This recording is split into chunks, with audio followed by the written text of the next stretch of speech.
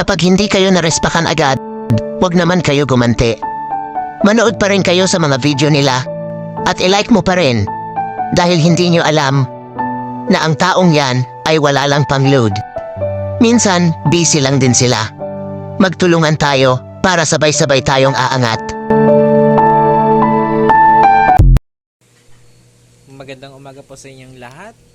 So, isa naman pong adventures ang ating susubukan. So, ako po si Ernesto Tapaw, no?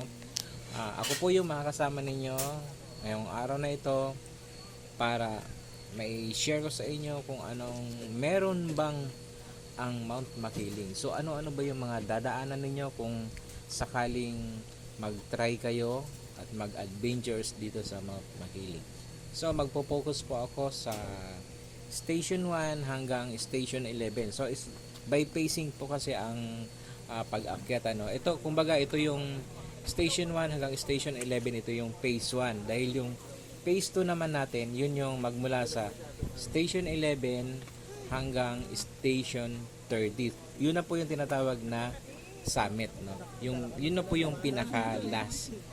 Pero, bago nyo po yan tatahakin, dito ho muna tayo sa Phase 1. Sa Phase 1 po, ang ating pong lalakaran dyan ay nasa kulang-kulang po siya ng nasa 17.4 kilometers po. No? So, yan po, kung sa city po natin yan ikukumpara, ilalakarin po natin yan, siguro nasa na mula Muntinlupa or mula Alabang hanggang Santa Rosa, Laguna. Lakad lang po yun, So, ganun ho siya kalayo. Yun ho yung Station 1 hanggang Station 11. Lalakarin ho yan. Hindi po yan flat. Paakyat po yan. Okay, so, suggest ko lang po sa mga halimbawa gustong mag-adventures dito, dapat prepared po yung katawan ninyo. Kasi kung hindi ho, dito pa lang ho sa pacing na to, yung Phase 1 na to, talagang mararamdaman nyo na yung mga tuhod ninyo, yung binti ninyo, para siyang mapupunit habang naglalakad. Yan, magka-cramps na po talaga siya eh. So, dito pa lang yan, paakyat. How much po doon sa pagdating sa station na 12 hanggang 13? Kasi ibang usapan ho yun doon. Grabe ho, meron akong maipapakitang video sa inyo sa sa mga siguro mga ilang clips lang, kasi umabot pa naman yung battery ko sa yun. Makikita ninyo para magkaroon kayo ng idea. So, maganda yung place na talagang walang masabi ko, wala ho siyang pollution, pusok, ng mga sasakyan, wala. Talagang preserve. So, sa Station 1, dito muna kayo kasi years na daw. Dumating kami doon, around siguro 4:30 yun. So, nag-antay kami ng isang oras mahigit kasi 5:30 Sabihin mo yung hinanakit mo. Dahil wala naman ho kasing ilaw talaga doon eh. Pinagbabawal. Wala ho talagang kuryente doon sa bundok. O kaya inantay namin mag 5:30 na magkaroon ng konting liwanag. So bago kami pinaakyat at pinapasok. So sa Station 1, dito ho yung registration. So mga pangalan ho ninyo, isusulat ho isa-isa. Kasi kami, band trip po kami. So, ang travel agency po namin or yung sponsor namin, actually hindi sponsor. Sila ho yung organizer. Ang travel buddies po. Yan. So, re-registered yung pangalan ninyo.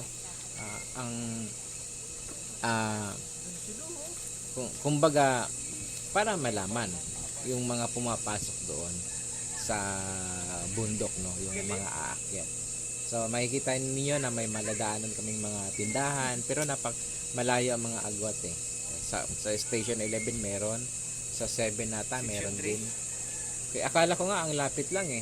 Nung tiningnan ko, sabi ko bakit parang ang layo pala. Kasi hindi mo naman talaga mapapansin eh. Unang-una bago ka pa lang. Ngayon, dito malalaman mo sa bawat station mayroong nakalagay kung ilang meters ang layo nung yung susunod na station. So, ganun siya. Actually, yung pagod para makakalimutan mo kasi napakarami ninyo na kasama. Ang dami ninyo, no? So talagang Bangin na pala yun. maano ka rin, na-excite ka rin. Kasi kung ang iba, may mga edad na bakit kaya nila? May mga bata pa nga ako sa lubong. Chinese yun eh. Chinese o Koreano. Mamaya kahit lambot na mamaya pag Ano na, senior na eh. Umakyat pa rin. Tapos kasama yung mga apo niya at yung kanyang anak. Doon na yun sa doon na yun sa phase 2. Sa ganon, nasa lubong namin sila, nasa siguro sa 24 station 24 ganyan kasi mahirap na yan eh. Bakit na yan? So doon namin sila sa lubong. Okay, so talaga simulan po natin Ay, jeep na paparating ha. AJ tsaka routing.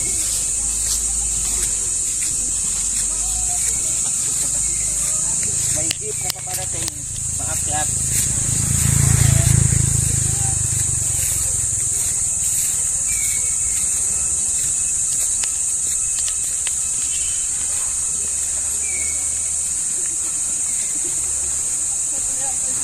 Ayun na po, kanan po kayo. Up.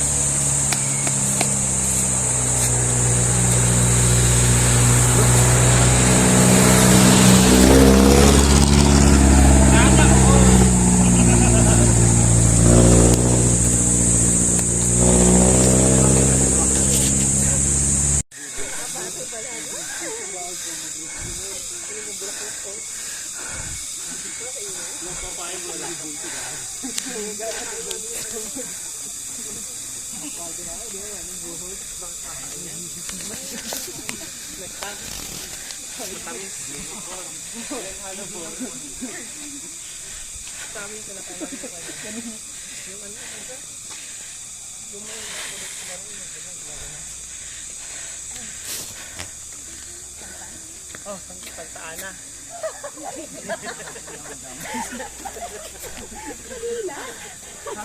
Kanila? Bulaklak. Santan.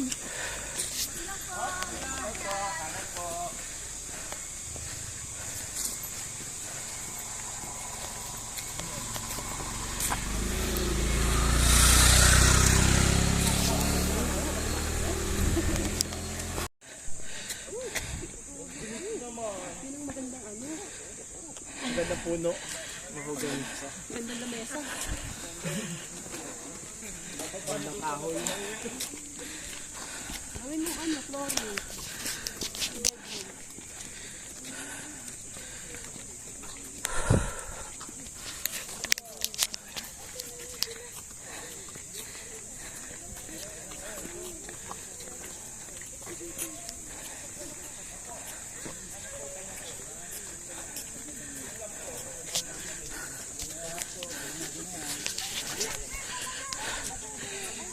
Station 4.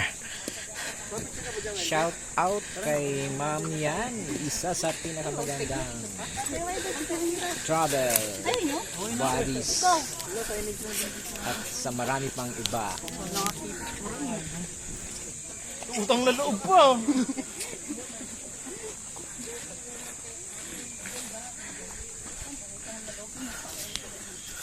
Pwede pala mag-jeep lang dito kada station.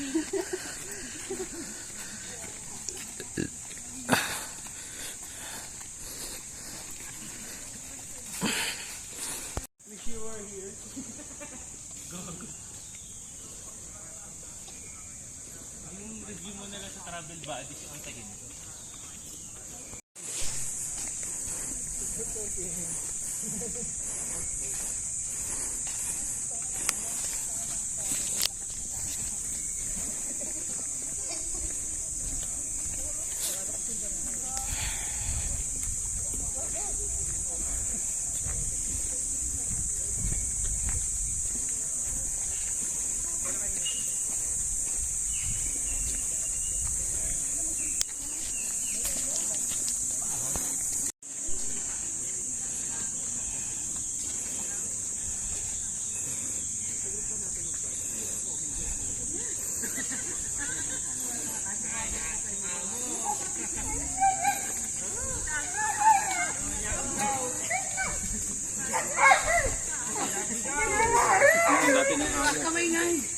Iniiwan ko nga eh.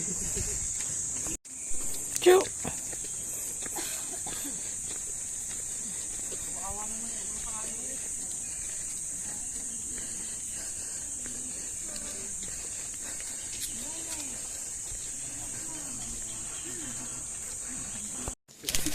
Laki na ng pet oh.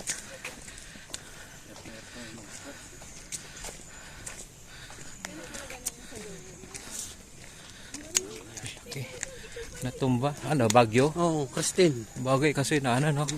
Nabual. Marami kasi nilabas na tubig yung bagyong Christine. Hindi yung mga nakatira dyan, hindi agad-agad nakababa yun. Hindi po agad. Dito sa linggo. Lakad.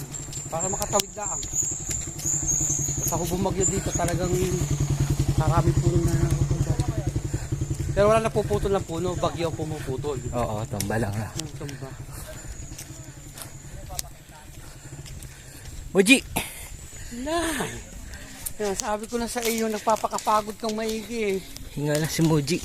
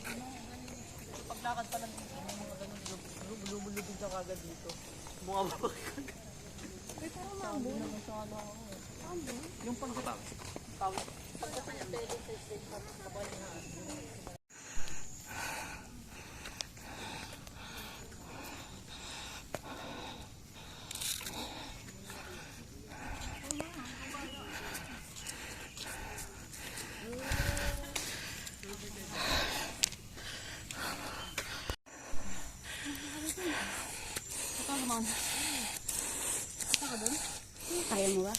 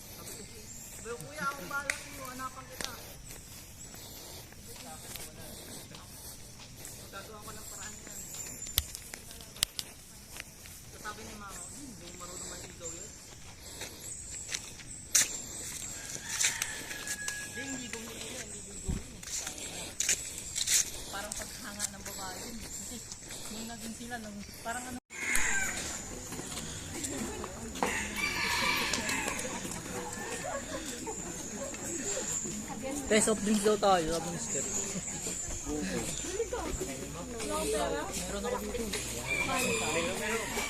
Iwan niya, bumili na siya yung baon.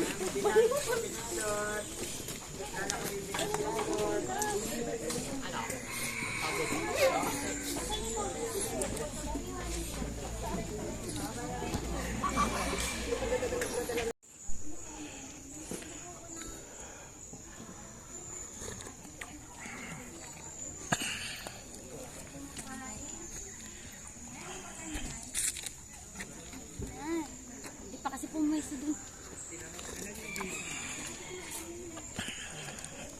Station 7.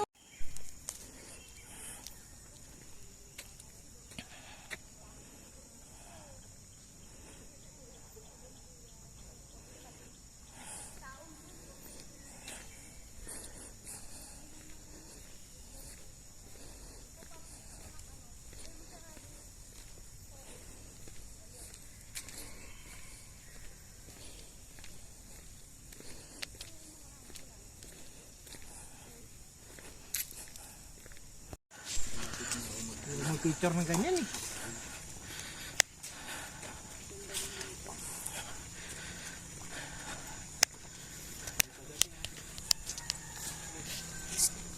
Tabi. Incoming. Rescue.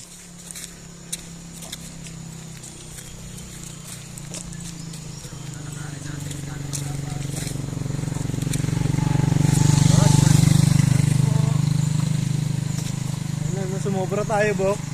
Pagbaba natin Santo Tomas na. Pwede naman palang habal ang pahatid. Parang di mo naman. Ay, tsura dito.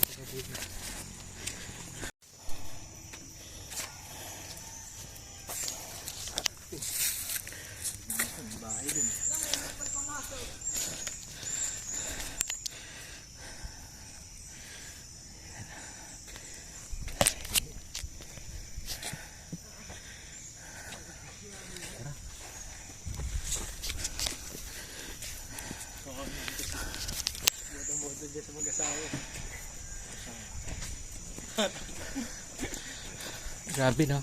Congressman tsaka gobernador na. Baka yung anak niya, mayor at saka vice mayor. Galing Santa Cruz kung di yan.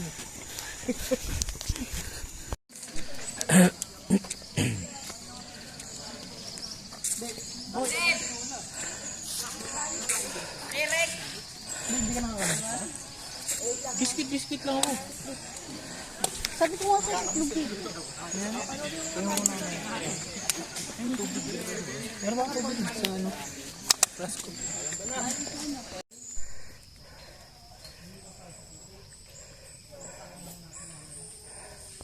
Okay, so hanggang sa susunod po ng mga video na inyong matutunghayan. Sana isuportahan nyo pa rin ako. At maraming salamat. Ito lang ho yung simula, no? Simula pa ito. So marami pa tayong mga susunod. yung iba.